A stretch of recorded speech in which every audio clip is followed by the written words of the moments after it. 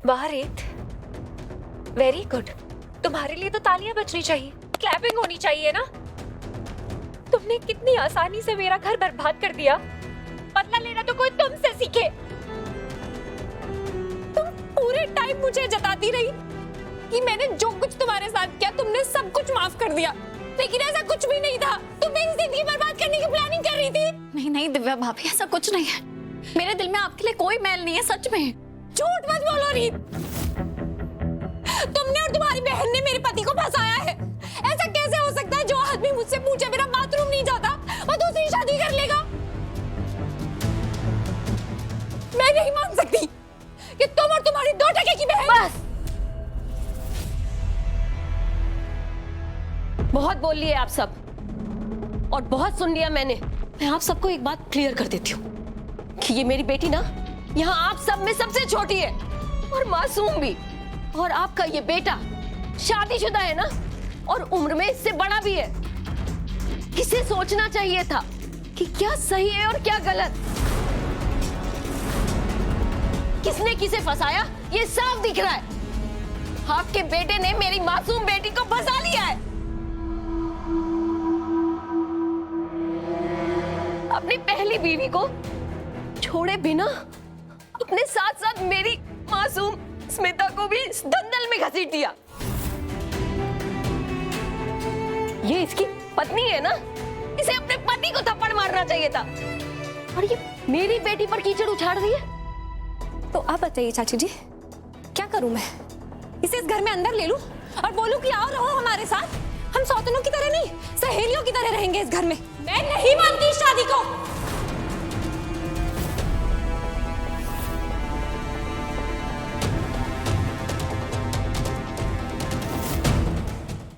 इसे तो मैं धक्के मार कर इस घर से बाहर निकालूंगी। निकल। खबरदार दिव्या, अगर स्मिता को हाथ लगाने की भी कोशिश की तो।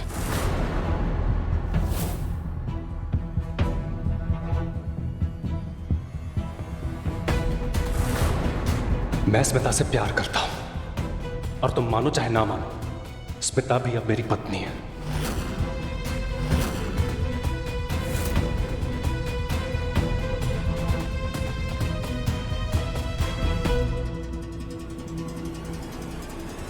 चुप कर।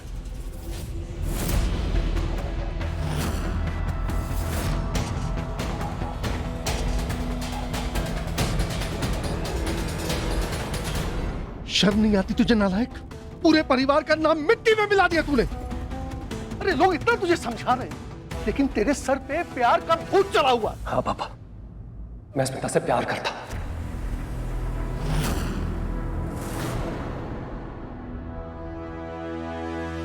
क्या कहा तुमने? तुम प्यार करते हो इससे? तुम्हारा प्यार का भूत मैं अभी उतारती हूँ। अब मैं पुलिस को फोन करूंगी ना, 4 डंडे लगेंगे तो सारा प्यार का भूत उतर जाएगा तुम्हारा। पुलिस यहाँ ही अरेस्ट होगी तो सब प्यार निकल जाएगा तुम्हारा। 1 मिनट, क्या कर रही हो तुम? अपने पति को जेल भेजोगी, फिर तुम कहाँ जाओगी? मैं जहन्नुम में जाऊंगी। मुझे कोई परवाह नहीं है अपनी। आपने सुना नहीं मम्मी जी उन्होंने क्या कहा? वो प्यार करते हैं उससे। आपने सुना? मैंने सब सुना और सब सुनने के बाद ही कह रही हूँ कि तुम शांत रहो। मैं समझाऊंगी प्रतीक को। देखा तूने क्या कर दिया है? तेरी पहली पत्नी तेरी दूसरी शादी के लिए तुझे जेल भिजवा सकती है और मैं उसे नहीं रोक पाऊंगी। मैं कुछ नहीं कर पाऊंगी तेरे लिए। तू क्यों अपनी जिंदगी खराब कर रहा है इस लड़की के चक्कर में? इस लड़की को घर भेज और तू अपनी गृहस्थी खराब मत कर बेटा। नहीं मां, स्मिता कहीं नहीं जाएगी।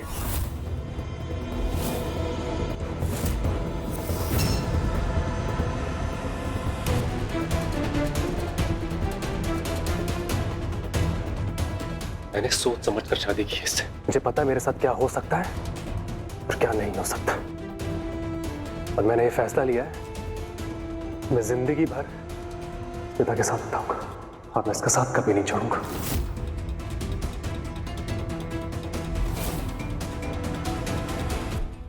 ठीक है, यही तेरा आखिरी फैसला है ना? तो एक फैसला मैंने भी लिया है, ये घर मेरा है और मैं तय करूंगा इस घर में कौन रहेगा और कौन नहीं। और तुझ जैसा घटिया इंसान जो शादी जैसे पवित्र बंधन का अपमान करता है, एक टीनेज लड़के की तरह एक नहीं बल्कि दो लड़कियों की जिंदगी बर्बाद कर देता है। ऐसे इंसान के लिए मेरे घर में कोई जगह नहीं। निकल मेरे घर से।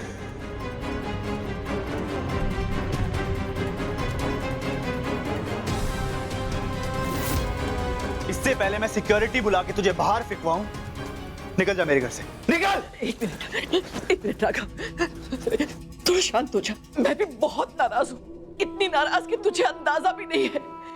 इस लड़के ने मेरी परवरिश पर सवाल उठा दिया है। ये वो लड़का नहीं है जिसे मैंने अपने हाथों से पाल पोस कर बड़ा किया। लेकिन सुन, अगर इस वक्त हमने प्रतीक को इस घर से निकाल दिया ना, तो वो कभी वापस नहीं आएगा। वो एक बार स्मिता का हाथ पकड़ के इस घर से निकल गए ना, फिर हम कुछ नहीं कर पाएंगे, कुछ भी नहीं। लेकिन बुआ जी, आप दिव्या भाभी के बारे में तो सोचिए। वो इस घर में कैसे रहेंगे जहां उनका पति दूसरी लड़की को अपनी बीवी बनाकर घर ले आया है? राघव, अगर इस वक्त मैं किसी एक इंसान के बारे में सोच रही हूं तो वो है मेरी दिव्या बहू।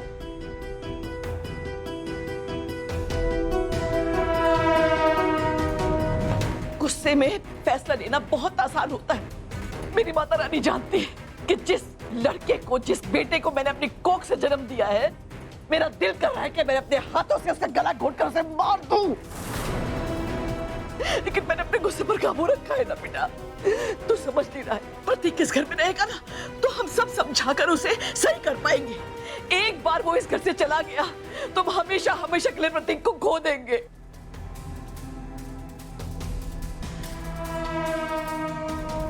सुमन जी, आप अपनी बेटी को यहां से ले जाइए। नहीं,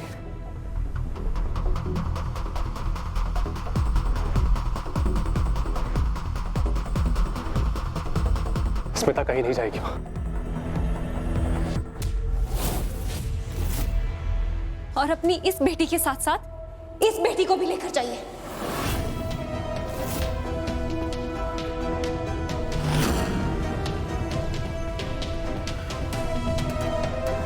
क्योंकि जब तक ये इस घर में रहेगी, हमारी जिंदगियों में ऐसे ही कोई ना कोई तबाही आती रहेगी।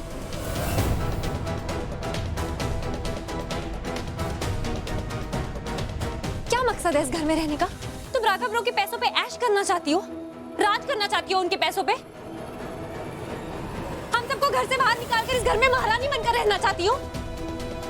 मैं इस घर की हवा में एक मिनट सांस नहीं ले सकती जहां तुम रोज जहर घोलती हो। एक मिनट दिव्या भाभी,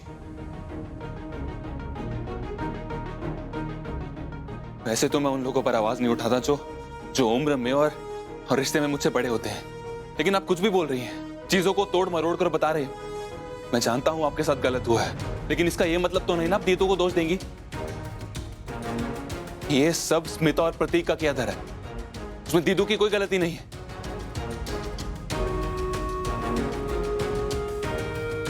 वो मैच्योर है, कोई बच्चे नहीं है। आप अच्छे से जानते हो गलत क्या है सही क्या है, लेकिन फिर भी आपको लगता है कि दीदू की गलती है, तो ठीक है, अब डाल दीजिए पूरा ब्लेम उन पर।